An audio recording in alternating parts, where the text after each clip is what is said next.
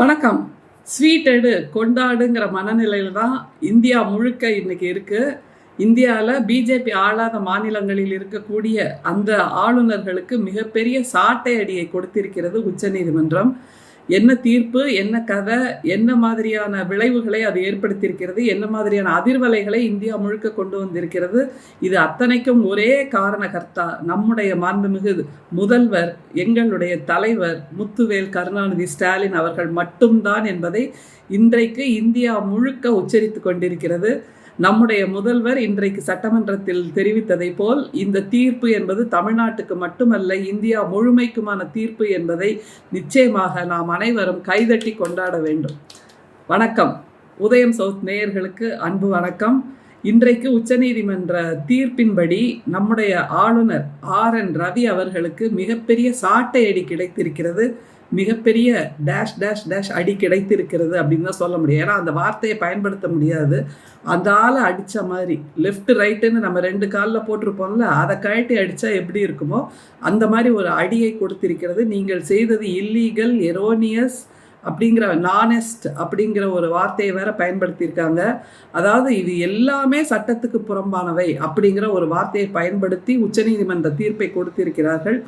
நிச்சயமாக இந்தியாவுக்கு சுதந்திரம் கிடைத்தது என்ற அந்த பிரகடனம் எவ்வளவு சந்தோஷத்தை கொடுத்ததோ அதுபோலவே இந்தியாவில் பிஜேபி ஆளாத மாநிலங்களில் பிஜேபி கொடுத்த அந்த குடைச்சல், அதற்கு ஒரு மிகப்பெரிய முற்றுப்புள்ளியை இன்றைக்கு உச்சநீதிமன்றம் வைத்திருக்கிறது. அந்த இந்தியாவுக்கு சுதந்திரம் என்கின்ற அந்த பிரகடனம் கொடுத்த மகிழ்ச்சியை இன்றைக்கு இந்த தீர்ப்பின் மூலமாக நம்முடைய இந்தியாவில் இருக்கக்கூடிய பிஜேபி ஆளாத மாநிலங்களின் முதல்வர்கள் அனுபவித்துக் கொண்டிருக்கிறார்கள். அந்த சந்தோஷத்தை அனுபவித்துக் கொண்டிருக்கிறார்கள். ஏன் உங்களுக்கே தெரியும், ஒன்றியத்தில் இருக்கக்கூடிய பிஜேபி அரசு என்பது தாங்கள் ஆளாத மாநிலங்களில் அவர்களுடைய ஏஜென்ட்டாக, கைப்பாவையாக அல்லது அவர்கள் சொல்லுவதை கேட்டுக்கொண்டு தலையாட்டி பொம்மையாக இருக்கக்கூடியவர்களைத்தான் ஆளுநர்களாக நியமிக்கிறார்கள். அப்படி ஆளுநர்களாக நியமிக்கப்பட்டவர்கள் மக்களால் தேர்ந்தெடுக்கப்பட்ட முதல்வரை விட தாங்கள் அதிகாரம் மிக்கவர்கள் என்பதான ஒரு அதிகார மமதையில், போதையில் அவர்கள் தனி சாம்ராஜ்யத்தை நடத்தி கொண்டிருக்கிறார்கள் ராஜ்பவனில் என்பதை இந்த உச்சநீதிமன்ற தீர்ப்பின் மூலமாக இந்தியா முழுக்க வெட்ட வெளிச்சமாக்கி இருக்கிறது.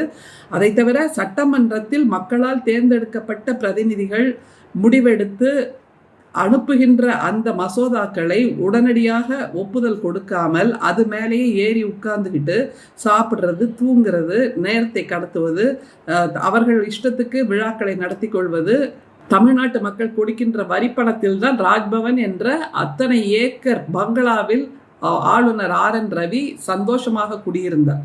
அவருக்கான ஆள்படை, அவருக்கான பரிவாரம், அவருக்கான வாகனம், அவருக்கான வசதிகள், அவருக்கான பாதுகாப்பு, எப்போ கிண்டியில் கிராஸ் பண்ணாலும் ராஜ்பவனுக்கு முன்னாடி ஒரு பட்டாலியன் ஆஃப் போலீஸ் நிற்கிறத நீங்கள் பார்க்க முடியும்.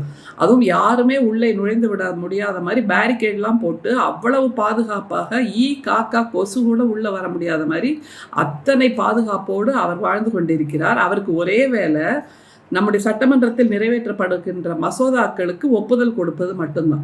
அதற்கும் அவர் தனியாக உட்காந்து யோசிக்கணுமா, நகத்தை கடிச்சிக்கிட்டு ஒரு ரூமில் தனியாக உட்காரணுமா, அப்படியெல்லாம் கிடையாது. அவருக்கான சட்ட வல்லுநர் குழு இருக்கிறது. அவருக்கான அறிவுரை சொல்லக்கூடியவர்கள் கூடவே இருக்கிறார்கள் அரசாங்க பணத்தில்.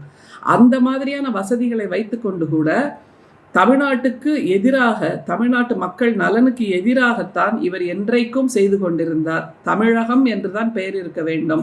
வள்ளலார் சனாதனத்தின் உச்ச நட்சத்திரம், பாரதியாருக்கு மூல நட்சத்திரத்தில் நான் விழாவை கொண்டாடுவேன், வைகுந்தரும் சனாதனவாதிதான், அப்படியாக எத்தனை புரட்டுகளை சொல்லி கொண்டிருந்தார்.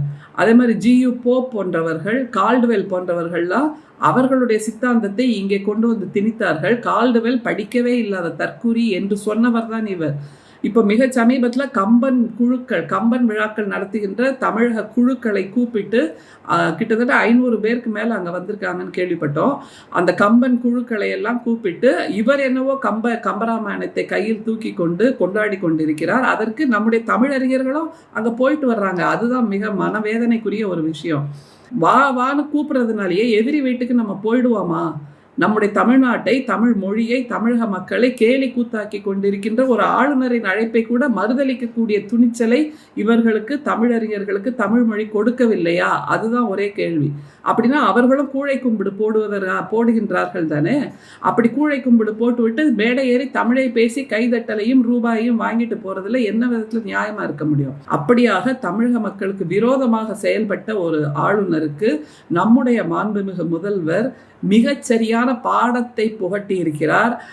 ஆளுநர் IPS படிச்சு பாஸ் ஆகியிருக்கலாம், எத்தனையோ மாநிலங்களில் பணிபுரிந்திருக்கலாம். ஆனால் அப்போல்லாம் அவர் படிக்காத வாழ்க்கை பாடத்தை நம்முடைய முதல்வர் இன்றைக்கு அவருக்கு கற்றுக் கொடுத்திருக்கிறார்.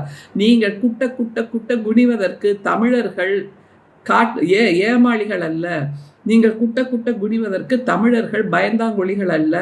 நான் தமிழ்நாடு போராடும், தமிழ்நாடு வெல்லும் என்பதான மிகச்சிறப்பான வாசகத்தை தமிழர்களுக்கு கொடுத்து எந்த இடத்திலெல்லாம் தமிழ் மக்களுக்கு விரோதமாக செயல்கள் நடக்கின்றனவோ, திட்டங்கள் தீட்டப்படுகின்றனவோ அதை எதிர்த்து உச்சநீதிமன்றத்தில் வழக்கு பதிவு செய்து இன்றைக்கு வெற்றி பெற்றிருக்கிறார் நம்முடைய மாண்புமிகு முதல்வர் என்றால், இந்தியாவில் இருக்கக்கூடிய அத்தனை மாநில முதல்வர்களுக்கும் நம்முடைய முதல்வர் அவர்கள் மிகச்சிறப்பான ஒரு முன்னுதாரணமாக இருக்கிறார் என்பதைத்தான் நாம் உணர்ந்து கொள்ள வேண்டும்.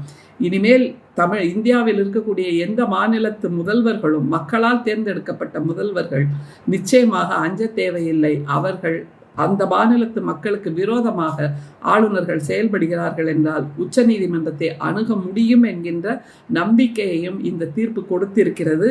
நிச்சயமாக கொண்டாட வேண்டிய ஒரு தீர்ப்பு. நாம் சுதந்திரம் பெற்று இத்தனை நீண்ட காலத்தில் 75 ஆண்டுகளை கழித்திருக்கிறோம். இப்படி ஆளுநரை திரும்ப திரும்ப திரும்ப திரும்ப வார்த்தைகளால் நீங்கள் செய்தது தவறு, நீங்கள் செய்தது சட்டவிரோதம், நீங்கள் செய்தது ஜனநாயக விரோதம், நீங்கள் செய்தது நிச்சயமாக ஏற்றுக்கொள்ள முடியாத தவறு, உங்களுக்கு இல்லாத அதிகாரத்தை இருப்பதாக பாவித்து கொண்டு நீங்கள் இத்தனை காலதாமதம் செய்திருக்கிறீர்கள். இனிமேல் அரசியல் சாசனப்படி இதுநாள் வரைக்கும் as soon as possible என்று இருந்த அந்த நிலையை மாற்றி 1 மாத காலத்திற்குள் நீங்கள் முடிவெடுக்க வேண்டும், 3 மாத காலத்திற்குள் முடிவெடுக்க வேண்டும் என்று காலக்கெடுவை நிர்ணயித்திருக்கிறது உச்சநீதிமன்றம். இது மிக வரவேற்புக்குரிய ஒன்று. ஏனென்றால் as soon as possible என்றால் 2020 அனுப்பப்பட்ட மசோதாக்களுக்கு ஆளுநர் ஒப்புதல் அளிக்கவில்லை என்றால் பாருங்கள், 5 ஆண்டுகள் ஓடி போய்விட்டன. ஆளுநர் ஆணவமாக என்ன சொன்னார்? நான் ஒப்புதல் அளிக்கவில்லை, காலதாமதம் செய்கிறேன் என்றால் இட்ஸ் நெவர் என்று அர்த்தம், இட்ஸ் டெட் அண்ட் கான் என்று அர்த்தம் என்று சொன்னவர் தான் இந்த ஆளுநர். அப்படியெல்லாம் ஒன்றும் இல்லையா? டெட் அண்ட் கான் என்று சொல்வதற்கு நீ ஒரு பொருட்டே இல்லை, உனக்கு அந்த அதிகாரமே இல்லை.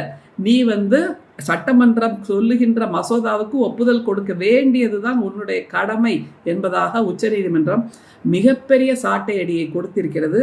கூடுதலாக நம்முடைய முதல்வர் அவர்கள் எப்படி துணிச்சலாக தன்னுடைய கொள்கை பிடிப்போடு மக்களுக்கு நான் நன்மை செய்கிறேன், அதற்கு எந்த விதத்தில் யார் தடை செய்தாலும் நீதியின்படி நான் என்னுடைய செயல்பாடுகளை தொடர்வேன் என்பதாக 10 மசோதாக்களுக்கு அவர் ஒப்புதல் பெற்றிருக்கிறார். இன்றைக்கு உச்சநீதிமன்றம் கொடுத்த தீர்ப்பின் மூலமாக பல்கலைக்கழகங்களின் வேந்தராக கூட நம்முடைய மாநில முதல்வர் அவர்கள் இனிமேல் பதவி வைக்கலாம், இனிமேல் பொறுப்பு வைக்கலாம். இனிமேல் தமிழ்நாட்டு இளைஞர்களுக்கு மிகப்பெரிய ஆசுவாசம் கிடைக்கும். தமிழ்நாட்டு இளைஞர்கள் பல்கலைக்கழகங்களை படித்து முடித்த பின்பு கூட அவர்களுக்கான பட்டங்களை பெற முடியாமல் காலதாமதம் செய்தவர் தான் இந்த ஆளுநர். வெறுமே ப்ரொஃபஷனல் சர்டிஃபிகேட்டை வச்சுக்கிட்டு அவங்களால வேலைக்கும் போக முடியல, நிரந்தர வேலைக்கும் செல்ல முடியவில்லை என்று அவர்கள் காலை கட்டி போட்டார் இந்த ஆளுநர். அவர்களுக்கெல்லாம் இன்றைக்கு மிகப்பெரிய ஆசுவாசம் கிடைத்திருக்கிறது. அதே போன்று பெரியார் பல்கலைக்கழகத்தில் எப்படிப்பட்ட சூழ்ச்சியை ஆளுநர் அரங்கேற்றினார் என்பது உங்களுக்கு நன்றாக தெரியும். அந்த துணைவேந்தர் செய்த ஊழலை மூடி மறைத்து ஆளுநர் இங்கேருந்து கிளம்பி போய் சேலத்துக்கு போய் பெரியார் பல்கலைக்கழகத்துக்கு போய் அந்த துணைவேந்தரோடு தனிப்பட்ட முறையில் ஒரு அரை மணி நேரம் உரையாற்றி விட்டு வந்திருக்கிறார், கலந்து ஆலோசித்து விட்டு வந்திருக்கிறார். அதற்கு பின்பு அவர் ஓய்வு பெற்ற பின்பு கூட அவருக்கான பணி பயன்கள் எல்லாவற்றையும் உடனடியாக கிடைக்கும்படி செய்திருக்கிறார் என்பதெல்லாம் எப்படிப்பட்ட அநீதி என்பதை அங்கிருக்கக்கூடிய பேராசிரியர்கள் நமக்கு பலவிதமாக தகவல்கள் சொல்லி இருக்கிறார்கள். எனவே கூடுதலாக உச்சநீதிமன்றத்திற்கு பொதுமக்கள் ஒரு வேண்டுகோளை வைக்க வேண்டும். இவர்கள் பதவி வைக்கின்ற காலத்தில் இவர்கள் சேர்க்கின்ற சொத்து, இவர்கள் எப்படியெல்லாம் தவறுகள் செய்து தங்களுக்கு விருப்பமானவர்களுக்கு பதவி வாய்ப்புகளை கொடுத்து பதவி பிரமாணங்களை செய்ய வைத்து வேலைகளை பெற்றுக் கொடுத்து அதற்காக ஊதியத்தை பெற்றுக்கொள்கிறார்கள், கூடுதலாக அதற்கான கைமாற்றை பெற்றுக்கொள்கிறார்கள் என்பதும் பல இடங்களில் பல கதைகள் சொல்லிக்கொண்டே இருக்கிறார்கள். எனவே ஆளுநர்கள் இந்த மாதிரியாக வழக்குகளுக்கு அப்பாற்பட்டவர்கள் என்கின்ற அந்த சட்ட திருத்தத்தையும் உச்சநீதிமன்றம் கொண்டு வர வேண்டும் என்பதை பொதுமக்கள் வேண்டுகோளாக உச்சநீதிமன்றத்திற்கு வைக்க வேண்டும். அப்போதுதான் யாருமே, இந்தியாவில் இருக்கக்கூடிய யாருமே சட்டத்தை விட உயர்வானவர்கள் அல்ல. வழக்குகள் என்று வந்தால் எல்லோரும் சட்டத்திற்கு முன் சமம், சட்டத்தின் பார்வையில் எல்லோரும் சமம் என்கின்ற அந்த நிலையை நாம் உருவாக்க முடியும். எனவே அரசியல் சாசனப்படி ஆளுநர்கள் மீது யாரும் வழக்கு தொடுக்க முடியாது என்கின்ற நிலையையும் மாற்ற வேண்டும். திருத்தி எழுத வேண்டிய தீர்ப்புகள் இன்னமும் பல இருக்கின்றன என்பதை உச்சநீதிமன்றத்திற்கு பொதுமக்கள் நிச்சயமாக உரத்த குரலில் சொல்லியாக வேண்டும். ஏனென்றால் நாமே பார்த்துருக்கோம், எத்தனையோ ஆளுநர்கள் இந்த மாதிரி பதவி வைக்கும்போது அவர்களுக்கு தோதானவர்களுக்கு பதவிகளை கொடுத்து அதற்கு கைமாற்றை பெற்றுக்கொண்டிருக்கிறார்கள் என்பதெல்லாம் நம்ம பார்த்துட்டு தான் இருக்கோம். அதனால் இப்படி ஒரு சட்ட திருத்தம் வந்தால், திருத்தி எழுதிய தீர்ப்பு வந்தால் அதுவும் கொண்டாடப்படும்.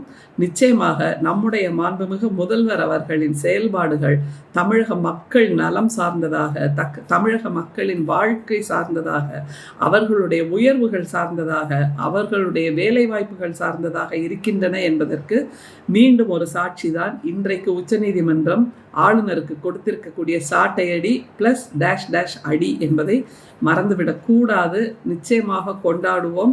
இந்தியா முழுக்க உச்சரிக்கின்ற ஒரு பெயராக நம்முடைய முதல்வரின் பெயர் இருக்கிறது. ஸ்டாலின், சிஎம் ஸ்டாலின், சிஎம் ஸ்டாலின் என்று அவர்கள் வியக்கிறார்கள். எப்படி தமிழ்நாடு மும்மொழி கொள்கையை எதிர்ப்பதாக இருக்கட்டும், அல்லது இந்தி திணிப்பை எதிர்ப்பதாக இருக்கட்டும், அல்லது மக்கள் விரோத கொள்கைகள், இப்போது வக்ஃப் போர்டு, அந்த வக்ஃப் வாரிய திருத்த சட்டத்தையும் ஒன்றிய அரசு கொண்டு வந்திருக்கிறது. அதற்கு எதிராகவும் நம்முடைய மாநில முதல்வர் உச்சநீதிமன்றத்தில் வழக்கு பதிவு செய்திருக்கிறார். ஆனால் இந்த வக்ஃப் திருத்த மசோதாவுக்கு குடியரசுத் தலைவர் உடனடியாக கண் சிமிட்டுற நேரத்தில் அவங்க ஒப்புதல் கொடுத்து அது உடனடியாக மசோதா ஆகியிருக்கிறது, சட்டமாகி இருக்கிறது என்றால் இப்படிப்பட்ட நிகழ்வுகளை எதிர்க்கக்கூடிய துணிச்சல் கொண்டவர் நம்முடைய முதல்வர் மட்டும்தான் என்பதை இன்றைக்கு இந்தியா புரிந்து கொண்டிருக்கிறது. இன்றைக்கும் மாலையில் ஊடக விவாதங்கள் முழுக்க, ஆங்கில ஊடகங்களில் முழுக்க மீண்டும் நம்முடைய முதல்வர் தான் பேசுபொருளாக இருக்கிறார், கண்டென்ட்டாக இருக்கிறார். அவருடைய துணிச்சல் தான் பேசுபொருளாக போகிறது. எப்படி உச்சநீதிமன்றம் ஆளுநருக்கு குட்டு வைத்திருக்கிறது என்பதை பேசப் போகிறது. ஆளுநருக்கு மட்டுமல்ல குட்டு, குடியரசுத் தலைவருக்கு 10 மசோதாக்களை அனுப்பினார் அல்லவா, அவரும் அந்த மசோதாக்களை இங்கே நீங்கள் அனுப்புவது தவறு என்று ஆளுநருக்கு திருப்பி அனுப்பியிருக்க வேண்டும். அதை செய்யாததன் மூலமாக பிஜேபிக்கு அடிவருடுகின்ற காரியத்தை தான் இவர்கள் அத்தனை பேரும் செய்கிறார்கள் என்பதை குடியரசுத் தலைவருக்கும் ஒரு குட்டு வைத்திருக்கிறது உச்சநீதிமன்றம். அந்த அளவில் மிக அற்புதமாக யோசித்து, மிக அற்புதமான வார்த்தைகளோடு, எதிர்காலம் இனிமேல் ஒன்றியத்தில் எந்த கட்சி ஆட்சிக்கு வந்தாலும் அவர்கள் நியமிக்கின்ற ஆளுநர்கள் அல்லது அவர்கள் நியமிக்கின்ற குடியரசுத் தலைவரை தவறான வழிக்கு செல்ல விடாத மாதிரியான ஒரு தீர்ப்பை இன்றைக்கு உச்சநீதிமன்றம் கொடுத்திருக்கிறது. எந்த கட்சி வேண்டுமானாலும் ஒன்றியத்தில் ஆட்சிக்கு வரட்டும், ஆனால் ஆளுநர்கள் மூலமாக மாநிலங்களில் குழப்பங்களை உருவாக்குவது, மாநில மக்கள் நலனுக்கு எதிராக அவர்கள் திட்டங்களை செயல்படுத்துவது, அவர்கள் கொள்கைகளை திணிப்பது, அவர்களுடைய கொள்கைகளுக்கு ஏற்றாற்போல் குடியரசுத் தலைவரின் ஒப்புதலை பெறுவது என்பது இனிமேல் நடக்காது. ஆளுநரின் தவறான முடிவுகளுக்கு குடியரசுத் தலைவர் உடந்தையாக இருக்கிறார் என்பதைத்தான் இன்றைய தீர்ப்பு சுட்டிக்காட்டி இருக்கிறது என்றால் இது வரலாற்று முக்கியத்துவம் வாய்ந்த தீர்ப்பு. நம்முடைய இந்தியாவுக்கு சுதந்திரம் கிடைத்தது என்கின்ற பிரகடனம் எவ்வளவு சந்தோஷத்தை கொடுத்ததோ அதே போன்ற சந்தோஷத்தை, அதைவிட அதிகமான சந்தோஷத்தை இந்த தீர்ப்பு கொடுத்திருக்கிறது. காரணம், அன்றைக்கு நம்மை ஆண்டவர்கள் ஆங்கிலேயர்கள், இன்றைக்கு இந்தியர்களால் ஆளப்பட்டும் இந்தியர்கள் பலரும் நெருக்கடிக்கு ஆளாகி இருக்கிறோம். இந்திய மக்களுக்கு எதிராக ஒரு ஆட்சி ஒன்றியத்தில் நடந்து கொண்டிருக்கிறது. கூடுதலாக இப்போது 50 ரூபாய் கேஸ் விலை உயர்வு. அதுக்கு மாநிலத்தில் இருக்கக்கூடிய தமிழிசை அக்கா சொல்கிறாங்க 50 ரூபாய்ங்கிறது ஒன்றும் பெரிய தொகை இல்லை அப்படின்னு. ஆமாம்மா, இவங்களுக்கு எல்லாம் ஓசியில் வந்து சேரும். இந்த மாதத்துக்கு 30 சிலிண்டர் வரும். ஆளுநராக இருந்தவங்க அப்படிங்கிறனால அதுக்கான வசதி வாய்ப்புகள் எல்லாமே கூட சேர்ந்து வரும். இவங்க அப்படியே விட்டெறியலாம் 50 ரூபாயை. ஆனால் தினசரி வேலைக்கு போய் தான் 50 ரூபாயை சம்பாதிக்க வேண்டும் என்று இருக்கக்கூடிய ஏழை மக்களுக்கு யார் நிவாரணம் கொடுப்பார்கள்? எனவே ஒன்றியத்தில் இருக்கக்கூடிய பிஜேபி அரசு, நம்முடைய மாண்புமிகு பிரதமர் அவர்கள் ஒவ்வொரு நாடாக போய் விருதுகளை வாங்கி கொண்டு வருவதில் தான் இப்போது மும்முரமாக இருக்கிறாரே தவிர இந்திய மக்களின் பிரச்சனைகளை தீர்ப்பதில் அவர் எந்த மும்முரமும் காட்டுவதில்லை. இப்படிப்பட்ட சீர்கேடான செயல்களில் ஈடுபட்ட ஆளுநரை கூட அவர் கொண்டாடி கொண்டுதான் இருந்தார். எந்த இடத்திலும் அவரை கண்டிக்கவில்லை, பிரதமரும் கண்டிக்கவில்லை, உள்துறை அமைச்சரும் கண்டிக்கவில்லை என்பது அவர்கள் அத்தனை பேரும் கூட்டாக சேர்ந்துதான் ஒவ்வொரு மாநிலத்தையும் இக்கட்டில் மாட்டி விடுகிறார்கள் என்பதற்கு இன்றைக்கு உச்சநீதிமன்றம் மிகப்பெரிய அடியை கொடுத்திருக்கிறது. இந்த அடியின் வலி பிட்டுக்கு மண் சுமந்த அந்த சிவபெருமான் கதை நமக்கு தெரியும். அவருக்கு அடித்த அடி அந்த ஊர் மக்கள் அத்தனை பேருக்கும் கிடைத்தது என்று சொல்வார்கள். அதே போன்று இன்றைக்கு ஆளுநருக்கு உச்சநீதிமன்றம் கொடுத்திருக்கின்ற அடி இந்தியா முழுமையிலும் இருக்கின்ற ஆளுநர்கள் எல்லோருக்கும் கிடைத்த அடி, ஒன்றியத்திற்கு கிடைத்த அடி, குடியரசுத் தலைவருக்கு கிடைத்த அடி, நம்முடைய முதல்வருக்கு கிடைத்த மாபெரும் வெற்றி, ஜனநாயக வெற்றி, நீதியின் வெற்றி என்று நிச்சயமாக சொல்வோம். நன்றி, வணக்கம்.